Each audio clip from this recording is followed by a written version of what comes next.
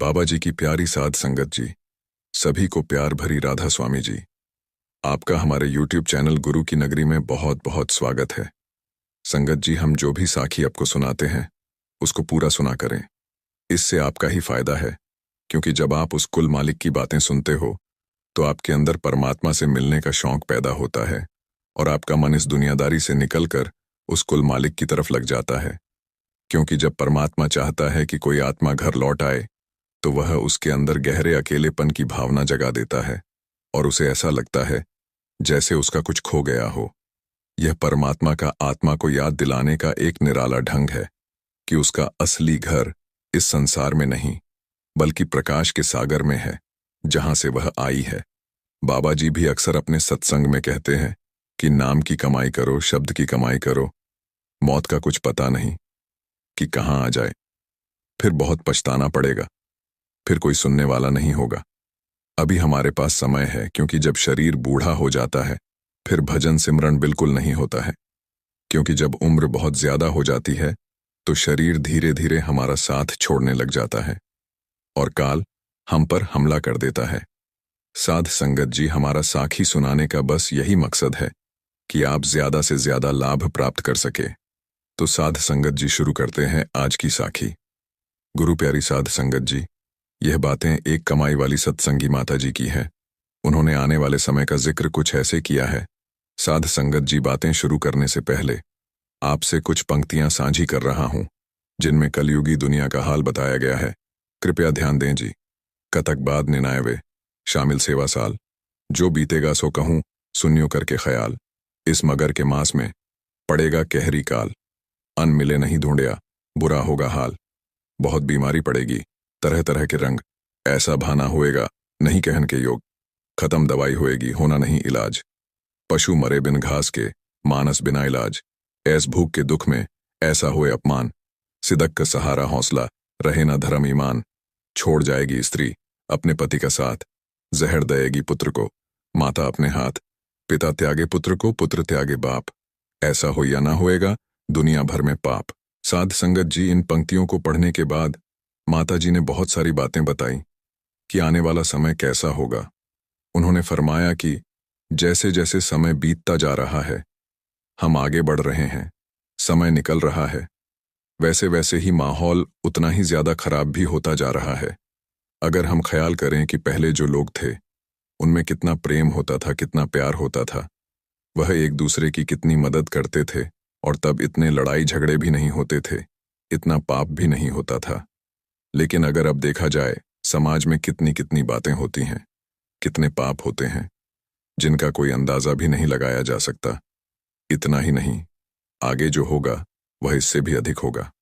हमारा समाज एक अंधेरे की तरफ ही जा रहा है। आप देख सकते हैं कि कुछ बीमारियां ऐसी हैं जिनका इलाज अभी तक विज्ञान भी नहीं खोज पाया है। आप कोरोना जैसी महामारी को ही ले लीजिए, अभी तक इसका इलाज नहीं मिल पाया। हमने कितना कुछ कर लिया, हमने कितना कुछ बना लिया, हमने कितनी तरक्की कर ली है, इसके बावजूद भी हम कुछ बीमारियों का इलाज ढूंढने में असफल है। बड़े से बड़े विज्ञानी भी ऐसी महामारियों का इलाज नहीं ढूंढ पाए। यह हमारे लिए संकेत ही है कि हम किस तरफ जा रहे हैं, हमने कितना कुछ बिगाड़ लिया है। आप देख लीजिए कि पहले इतना प्रदूषण नहीं होता था, शुद्ध वायु हुआ करती थी, पानी भी शुद्ध हुआ करता था, सभी कुछ शुद्ध हुआ करता था और मनुष्य स्वस्थ रहता था।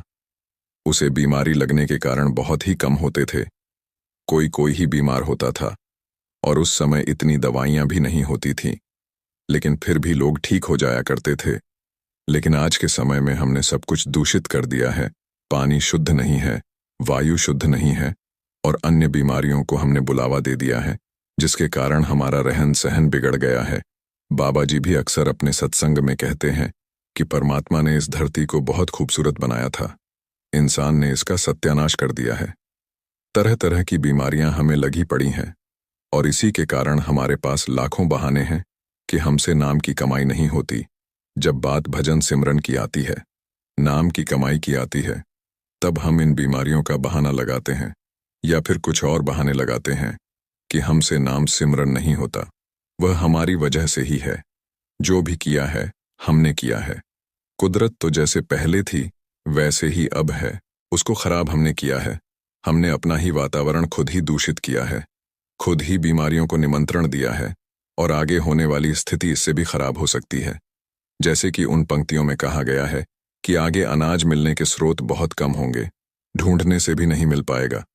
उसकी वजह भी हम ही। मालिक ने हमें विवेक की ताकत दी है, हम अपना अच्छा बुरा देख सकते हैं। उसने हमें वह सब कुछ प्रदान किया है जिसकी हमें आवश्यकता है, लेकिन हम समझ ही नहीं पाते कि हमारे लिए अच्छा क्या है और बुरा क्या है। हमारे पास अगर कुछ अच्छा भी है तो हम उसे भी बुरा कर लेते हैं, बुरा बना देते हैं। उसने तो हमें अच्छे और बुरे की परख दी है, लेकिन हम ही वह परख नहीं कर पाते और इसलिए हम अंधेरे की तरफ जा रहे हैं, अपने पतन की तरफ जा रहे हैं। मालिक ने यह सृष्टि बहुत ही सुंदर बनाई थी, किसी तरह की कमी नहीं थी, लेकिन हमने क्या किया, अपने हिसाब से सब कुछ करना शुरू कर दिया, जिसके कारण आज नतीजा हमारे सामने है।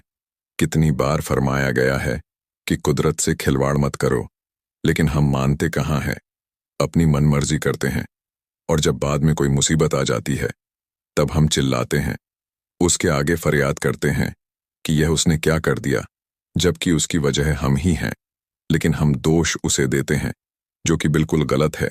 सब हमारा ही किया कराया है। आगे की पंक्ति में कहा गया है कि ऐसी ऐसी बीमारियां आएंगी जिनका इलाज मिल पाना असंभव होगा, उनकी दवाई मिल पानी भी असंभव होगी। यह केवल इसीलिए है क्योंकि हमने वह सब करना शुरू कर दिया है जो कि हमारे लिए उचित नहीं। हमने पशुओं का आहार किया, उनका मांस खाना शुरू कर दिया। इंसान ने जीव जंतुओं का मांस खाना शुरू कर दिया, जिससे कि तरह तरह की बीमारियां मनुष्य में आने लगीं, जिनका इलाज मिल पाना असंभव होगा। उसके आगे आप फरमाते हैं कि दवाई मिलने की बात तो दूर रही, दवाई ही नहीं बचेगी, तब बीमारी का इलाज कैसे होगा? तब हम मृत्यु की तरफ खींचे चले जाएंगे और कोई हमारे पास चारा भी नहीं रहेगा। हमने अपने लिए मुश्किलें खड़ी की ही हैं, लेकिन हम जीव जंतुओं के लिए भी घातक सिद्ध हो रहे हैं। उनकी जान भी हम खतरे में डाल रहे हैं, उनके लिए भी खतरा बनेगा, जिसकी वजह केवल हम होंगे। उसके बाद आप जी ने कहा कि हमारे सभी सहारे हमारा साथ छोड़ जाएंगे, हमारा हौसला टूटने लगेगा, कोई हमारी मदद करने वाला नहीं होगा, सबको अपनी अपनी पड़ी होगी। इसी को मद्देनजर रखते हुए आगे की स्थिति और भी खराब होगी। उसके बाद अगली पंक्तियों के अनुसार माताजी ने फरमाया कि स्थिति इतनी खराब हो जाएगी कि पत्नी अपने पति को छोड़कर भागेगी, माता अपने पुत्र को जहर देगी, पिता अपने पुत्र को त्याग देगा, पुत्र अपने पिता को त्याग देगा। ऐसा पाप आगे होने लगेगा, हमारा समाज पतन की ओर बढ़ने लगेगा। ऐसा कलजुगी दुनिया का हाल होगा। उसके बाद अंत में माताजी ने फरमाया कि हमारे पास अभी भी समय है, हमें संभल जाना चाहिए, हमें स्वाभाविक रूप से जीवन व्यतीत करना चाहिए। यह मालिक की सृष्टि है, उसके हुक्म के अनुसार जीवन व्यतीत करना है, उसी के भाने में रहकर चलना है। लेकिन जब हम अपने मन के पीछे लगकर बुरे कृत्य को अंजाम देते हैं तो नतीजा हमारे सामने ही है। साध संगत जी, हमें उसके भाने में रहना है, नाम की कमाई करनी है, शब्द की कमाई करनी है।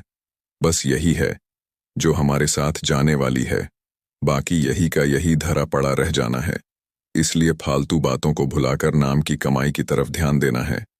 संगत जी, साखी अगर आपको अच्छी लगी हो तो चैनल को सब्सक्राइब जरूर कर लेना, क्योंकि हम आपके लिए ऐसी ही साखियां, सत्संग की वीडियो लाते रहेंगे। और बेल आइकन को जरूर प्रेस कर लेना ताकि जब भी हम कोई नई वीडियो डालें सबसे पहले आप तक पहुंच सके। राधा स्वामी जी।